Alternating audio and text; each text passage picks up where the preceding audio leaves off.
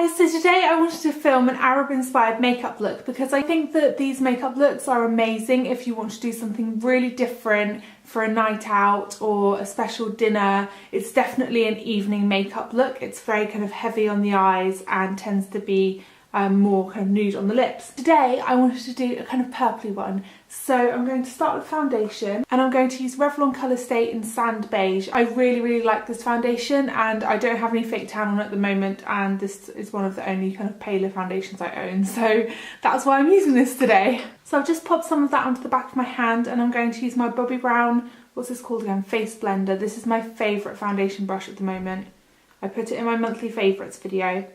And if you haven't watched my April favourites yet, go and watch it. I'll link it down in the description box. And this is a good colour for me. Sorry, I was just checking the colour was okay.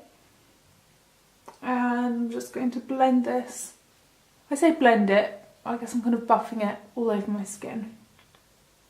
And I don't put too much on the brush to begin with, even though I put quite a lump of foundation on my hand. Not a lump, whatever you like to call it. I just take a small amount of that to buff onto my skin.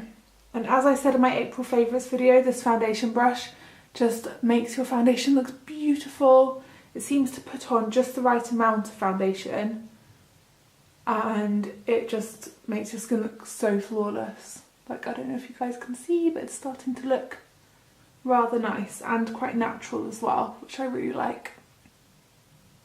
Okay, now it's time to do the eyebrows. Now, because this is an Arab inspired makeup look, I want to do the brows quite strong. It tends to be a very strong shape and quite dark.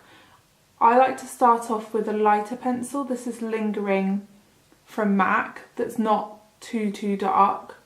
And then I can make them darker with some eyeshadow in a minute. But if I go straight in with the dark eyeshadow, sometimes it can look a bit too much. So I'm just kind of softly building up the shape, making them a bit thicker. So on this top line here, it should be a straight line, almost going up to a point.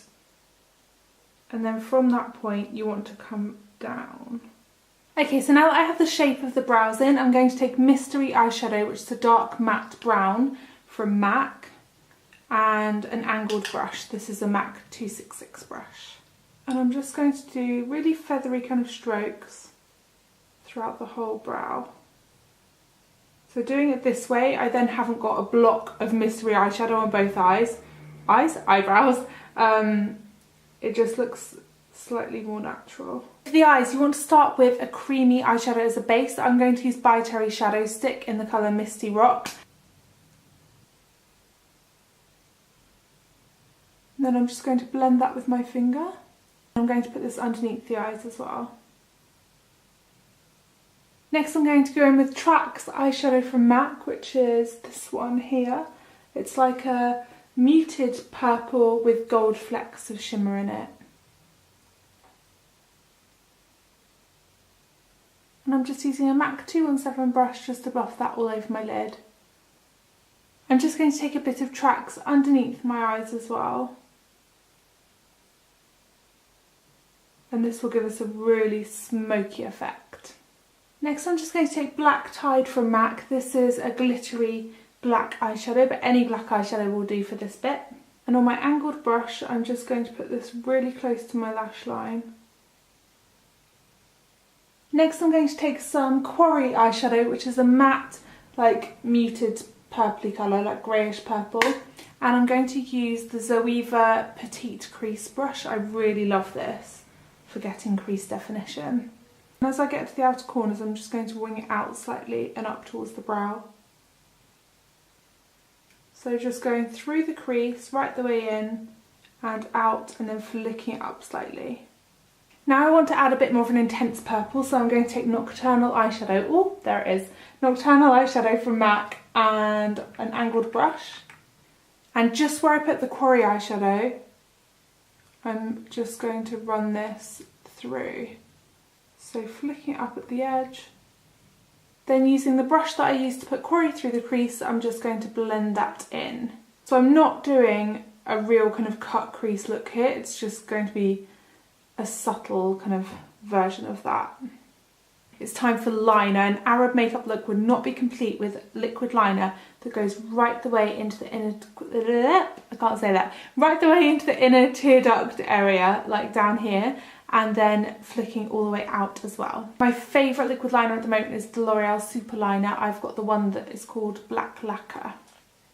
So I'm starting at the inner corner. And I don't know if you can see that, but I've brought it right the way down into the inner corner. If I keep looking down, guys, it's because I don't want the eyeliner to print up onto the eyeshadow. So just get that line as close to your lash line as possible. And then with your eye open and looking straight ahead into your mirror, you want to plot out your wing line.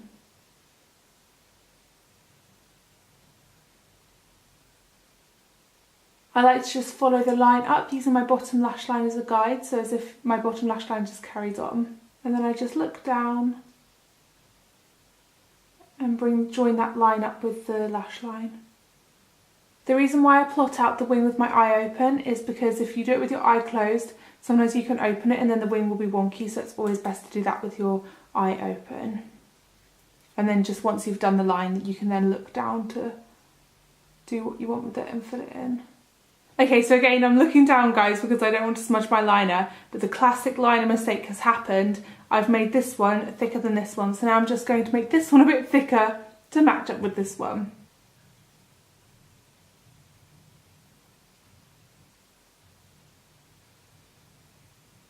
Now I need to put some eyeliner on my waterline. I've chosen to use MAC's eyeliner in Designer Purple. It's a beautiful, really vibrant purple glittery eyeliner. So I'm going along the waterline with this, and then I'm going to join up and meet the liner in the inner corners.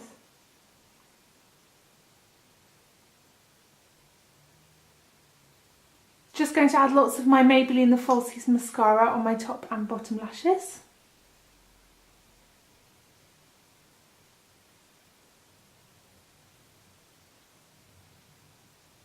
I'm then going to apply the Millie Mackintosh Soho lashes. So just pop some glue along the vein of the lash. You want to wait for it to go tacky before you try and apply it. If you put the glue on and then just try and put it on straight away, the glue just will be too wet and it will slide around all over your eye and drive you crazy. So I like to just make sure it's a little bit tacky. Just kind of waft it around, only for about a minute maximum, or it'll be too dry.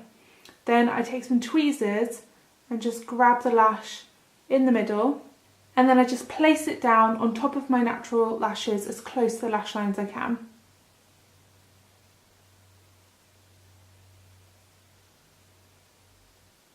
I squeeze in one end first, then just place the other end down and use my little finger to kind of hold it down there until it's stuck.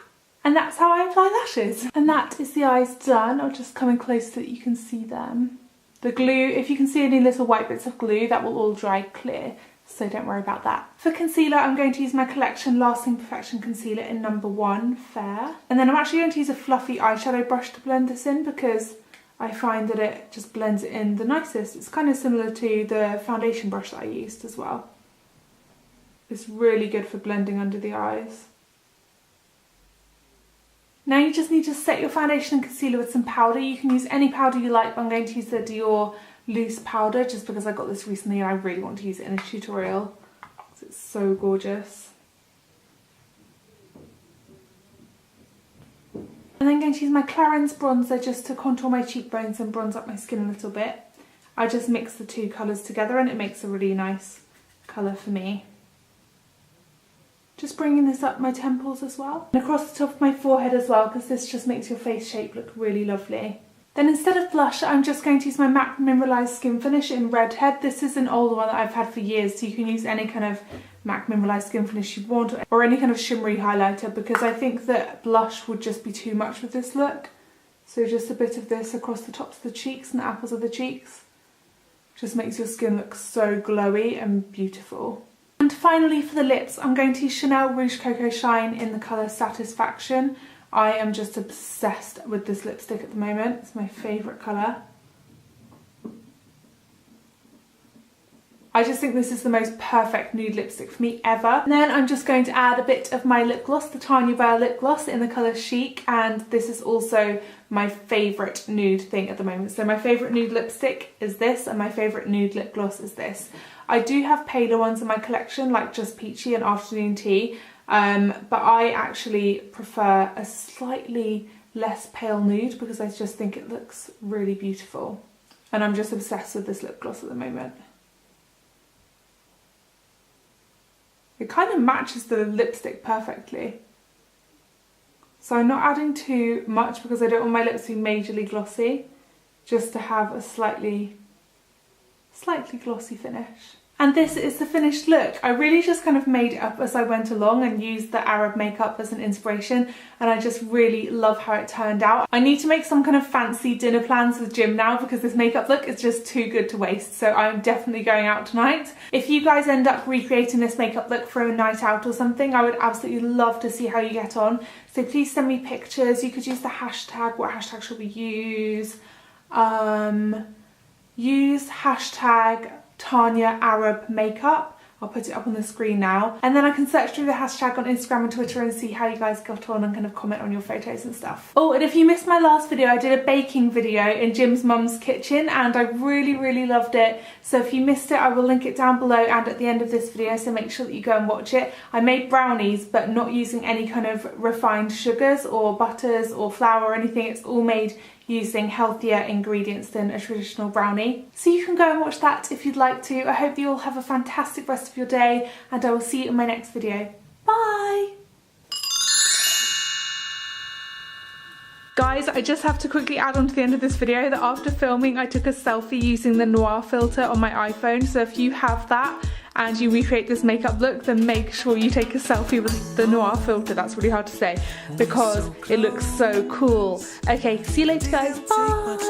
So now I'm going to come in close so that you guys can see my reaction to the brownie.